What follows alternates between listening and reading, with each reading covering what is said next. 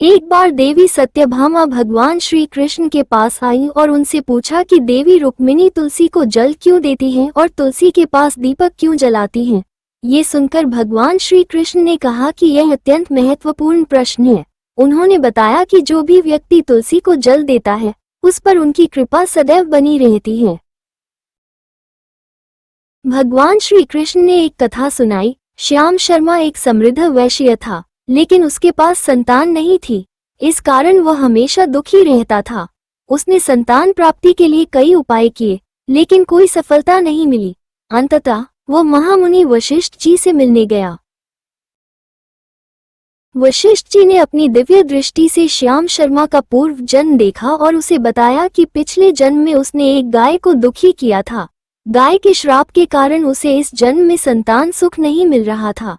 श्याम शर्मा ने अपने पाप का प्रायश्चित करने के लिए उपाय पूछे। वशिष्ठ जी ने कहा कि उसे पुत्र यज्ञ करना होगा। श्याम शर्मा ने वशिष्ठ जी के कहे अनुसार पुत्र यज्ञ की तैयारी की। उसने ऋषि मुनियों को आमंत्रित किया और यज्ञ संपन्न किया। यज्ञ के बाद अग्निदेव प्रकट हुए और श्याम शर्मा को एक पुत्र का वरदान दिया, लेकिन उसकी आयु केवल 18 वर्ष की होगी। कुछ समय बाद श्याम शर्मा की पत्नी गर्भवती हुई और एक सुंदर पुत्र का जन्म हुआ। जैसे जैसे पुत्र बड़ा होने लगा, श्याम शर्मा और उसकी पत्नी ने उसके विवाह की तैयारी की। हालांकि उन्हें पुत्र की कम आयु की चिंता थी।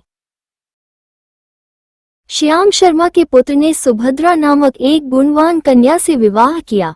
सुभद्रा ने अपने पति के प्रति समर्पण दिखाया और किसी भी प्रकार की चिंता नहीं की। जब उनके पुत्र की मृत्यु का समय निकट आया तो सुभद्रा ने भगवान से प्रार्थना की कि उसकी पति की रक्षा हो। सुभद्रा ने सुबह तुलसी को जल चढ़ाया और तुलसी माता से प्रार्थना की। उस दिन यमराज का दूत श्याम शर्मा के पुत्र की प्राण लेने आया, लेकिन तुलसी के पौधे ने उसे रोक दिया। तुलसी ने कहा कि सुभद्रा ने उसे चुनरी चढ़ाई है, इसलिए वह उसके पति के प्राणों की रक्षा कर रही है। शाम को सुभद्रा ने तुलसी के पास एक दीपक जलाया और उससे प्रार्थना की। यमराज के दूत फिर से आए, लेकिन दीपक ने उन्हें रोक दिया। दीपक ने कहा कि उसने सुभद्रा के पति के प्राणों की रक्षा की है। यमराज के दूत भयभीत होकर लौट गए। सुभद्रा ने जल से भरा लोटा रखा और यमराज के दूतों को रोका। यमराज को अपनी आज्ञा का पालन करने में कठिनाई का सामना करना पड़ा।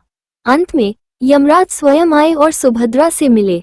सुभद्रा ने यमराज से कहा कि उन्होंने उसे सदा सुहागन रहने का आशीर्वाद दिया था। यमराज ने सुभद्रा की समर्पण भावना को देखकर उसके पति के प्राण छोड़ दिए। उन्होंने ये भी कहा कि जो भी स्त्री अपने घर के सामने तुलसी का पौधा लगाती है, रोज शाम को तुलसी के पास दीपक जलाती है, उसके घर में मृत्यु का प्रवेश नहीं होता। इस प्रकार भगवान श्री कृष्ण ने बताया कि तुलसी के पास दीपक जलाने और तुलसी को जल चढ़ाने से न केवल भक्ति की भावना प्रकट होती है, बल्कि यह जीवन में सुख, समृद्धि और स्वास्थ्य भी लाता है। इसलिए हमें अपने घरों में तुलसी का पौधा लगाना चाहिए और उसकी नियमित पूजा करनी चाहिए।